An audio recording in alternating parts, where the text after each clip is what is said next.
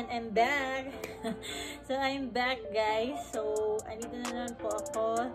So, sorry, ganyan lang ako nakabalik, guys, sa pag-vlog talaga regarding na ulit sa pagbubuntis, mga antenatal period, mga until postnatal period. So, mag-vlog ako regarding sa, kasi nag-comment yung isang subscriber ko na i-vlog ko daw.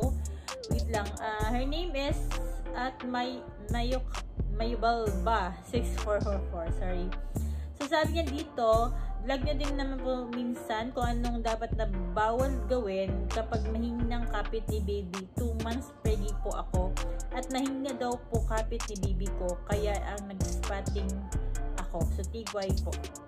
So, yun yung message niya sa akin. So, ibablog ko yung tanong niya. So, since 2 months pregnant siya, so nasa early pregnancy siya. Okay? So, during your early pregnancy talaga is nandun talaga yung risk na magbe-bleeding po kayo. Kasi po, lalo na kung first time nyo, nagbabago yung takbo ng katawan nyo. Tsaka, of course, dahil sa implantation po, so, during yung implantation po, yung pagkabuo po ni baby dyan, of course, nagbabago po kasi yung uterus natin dyan sa loob. So, there's a possibility po talaga ng bleeding. But, if yung bleeding po is higher na po, or within 24 hours, nagbe-bleeding ka pa rin, so you better go to your doctor or go to emergency room para po makita po kayo ng any doctor o bigay ni doctor regarding your condition. Kasi po, like what I said sa lahat po ng video ko, sinasabi ko po talaga na hindi po talaga good sign yung bleeding. So, once nagbe-bleeding kayo, it's better po na pumunta po kayo sa doctor nyo para po makita through ultrasound or kung anong gagawin ni doctor inside para po makita kung anong cause ng bleeding. Kung implantation lang ba to or nag-abortion ka na ba. So, there's too much reason kung bakit po kayo nagbe-bleeding. So, much is better na pumunta po kayo sa doctor nyo para po explain po niya at makita niya kung ano po yung dahilan. At saka po, yung doctor nyo is mag-reseta po kasi na mga gamot kasi dyan na maka-help na mag-reduce yung spotting or magkakapit si baby. So, like what she said is mahina daw po yung kapit ni baby. So, ano ba ibig sabihin ng mahina ang kapit ni baby? So, paano ba malalaman na mahina ang kapit ni baby? So, nakikita po yun ng doktor nyo through yung check-up nyo. Makikita po ng doktor nyo through ultrasound kung mahina ba yung kapit ni baby. So, nakikita po yan through ultrasound. So, sabi nga niya, mahina yung kapit ni baby. So, mostly, ang ginagawa ng mga doktor nito, pag ganyan yung sitwasyon ng baby nyo, is napapa-bed rest po sila. So, sometimes, complete bed rest, yung hindi ka po talaga pwedeng tumayo, yung lagi ka lang po talaga nakahiga, tapos may nilalagay na unan sa likod nyo, or dito sa may bandang puwet nyo, para hindi po siya mas bababa yung baby nyo. So, may mga binibigay pong doktor ng mga vitamins or any medicine po regarding that one. So, ano ba bang dapat gawin kung nag-spotting po kayo? So, of course po, much better po kung tignan nyo kung gano'ng karami yung dugo or yung spot na nakikita nyo sa pads nyo, or you will use pads or your panties. Tingnan nyo kung gaano kadami. Okay?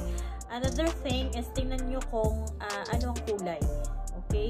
So, importante po din po yung kulay. Kung dark brown ba siya or red lang siya. So, may mga iba't ibang kulay po na nagsisignificant po na this is a good sign or this is not a bad sign.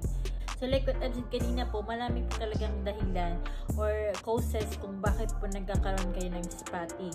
So, bang causes ng spotting? So, there's too much reason for that, no? So, ang dami pong causes kung bakit po nag-spotting yung buntis. So, if ever you have contact din po sa partner nyo, there's some causes po yun ng spotting, kaya po nagkakaroon ng spotting dahil sa contact na yun.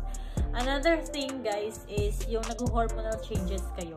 So once nag-hormonal changes yung katawan natin, there's a tendency nag-spotting tayo. So hindi yun nakakatakot. So like what I've said nga kanina, kung heavy naman yung bleeding, kung masyadong malakas, so it's not a good sign. So you better go to your doctor. But if spotting lang talaga is there's a tendency na nag-hormonal changes lang yung katawan mo.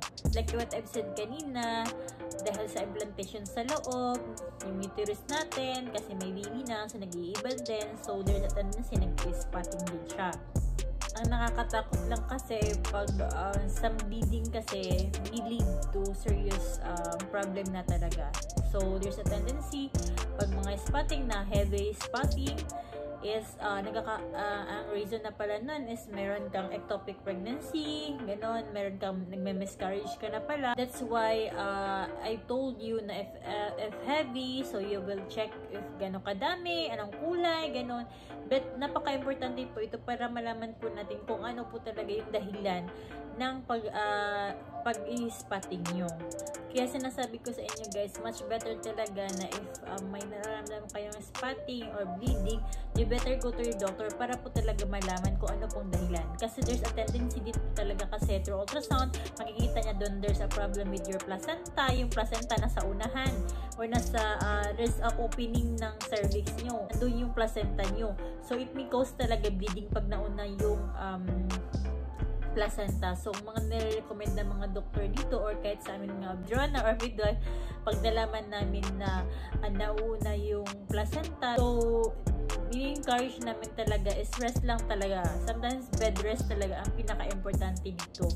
Kaya kung ikaw, nagtatrabaho ka, tapos, meron kang ganitong kondisyon or nagsispotting ka, nabibleeding ka, or any this placenta is nauna yung placenta, so you better talaga stop working. You need to stop muna talaga and take a rest, okay? Depende sa doktor nyo kung anong gusto niyang rest na ibibigay sa inyo, kung bed rest totally complete ba talaga na bed rest or partial lang, you can stand, tapos sleep na naman ulit, ganon, or totally bed rest talaga. Kasi yun po yung nakakabuti para sa baby nyo at sa condition nyo.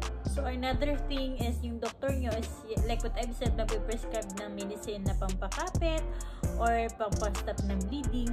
So another thing to do is, ang alam ko is if possible, no contact muna talaga sa husband para malas yung pag-spotting or pag-bleeding mo. So yun guys, as a midwife, yun lang po talaga yung mga masasabi ko sa inyo regarding po sa spotting nyo. So much better pa rin po na pumunta kayo sa doktor nyo para po mas malaman nyo at mas maintindihan nyo kung ano pa yung mga madahilan at mga karapat dapat yung gawin pag nag-spotting kayo. Basta po sa akin, para sa akin po talaga is pag bleeding ng pag-uusapan na hindi po siya magandang sign sa akin. So kahit basahin nyo lahat ng mga sinasabi ko sa mga subscriber ko nang tatanong ng bleeding, sinasabi ko talaga always pumunta agad sa doktor nyo kasi bleeding is not a good sign, okay? At ang doktor nyo ang nakakaalam kung anong gagawin niya sa inyo. So much better po na if ever you experience po spotting, bleeding, you better directly go to your doctor para po yun na nga, mas makita at mas malaman kung anong dahilan kung bakit po kayo nagbe-bleeding, bakit po kayo nag-spotting. So doon po mai-explain ng maayos ng doktor nyo kung ano po talaga yung dahilan kung bakit po kayo nagbe-bleeding. At ma-explain ng doktor nyo kung ano yung mga gagawin, ano yung mga hindi dapat gawin during nag-spotting kayo at nagbe-bleeding kayo. So, much better talaga na pumunta sa doktor nyo, sa OB-GYN doktor nyo, at itanong nyo lahat ng mga tanong na gusto nyo itanong sa doktor nyo kasi alam na alam nila kung anong nararapat sa inyo. So, yun na guys. Thank you, Joyal Ba 644 sa iyong katanungan sa akin. Sana nabigyan ko naman ng sagot yung tanong mo. Sa iba pa dyan, kung gusto nyo ng katanungan regarding po sa pagbubuntis, during pregnancy, before pregnancy, at pagkatapos po ng pagbubuntis ay mag-comment lang po kayo below at I will try my best para sagutin po ang mga katanungan nyo para po makatulong din naman ako sa kung anong mabibigay kong sagot sa mga tanong nyo. So yun na guys, hanggang sa muli, ako po si Inday ko ma-draw ng yung lingkod. At lagi ko pong sinasabi na ako po isang midwife, hindi po ako isang doktor. Mas mainam pa din po na mapakonsulta kayo sa doktor nyo para po mas bigyan po niya ng karagdagang sagot ang mga tanong nyo, lalong-lalo na po sa spotting or bleeding during early pregnancy. Hanggang muli, salamat! I will add some videos for your additional learning about pregnancy. If you're thinking about starting a family and you take medicine to manage a chronic health condition, you may have concerns about how your treatment can affect your pregnancy and your baby's health. Women with chronic health conditions can and do have healthy pregnancies and healthy babies. If you have a chronic condition, medicine can be key to your overall health. And your overall health is important for your baby. Your healthcare providers can help you manage your medicine so you're as healthy as possible throughout pregnancy. Some medicines may be harmful to a baby during pregnancy. Some may lead to serious complications, including premature birth, birth defects, neonatal abstinence syndrome, developmental disabilities, miscarriage, stillbirth, and infant death. If your medicine may be harmful to your baby, you may be able to change to one that's safer. If the medicine is critical for your own health, you and your providers can weigh the benefits and risks for both you and your baby. Tell your providers about any medicine you take. Don't start or stop taking any medicine without talking to your providers first. This can cause problems for you and your baby. Working with your providers to make informed choices about medicine can help you have a healthy pregnancy and a healthy baby.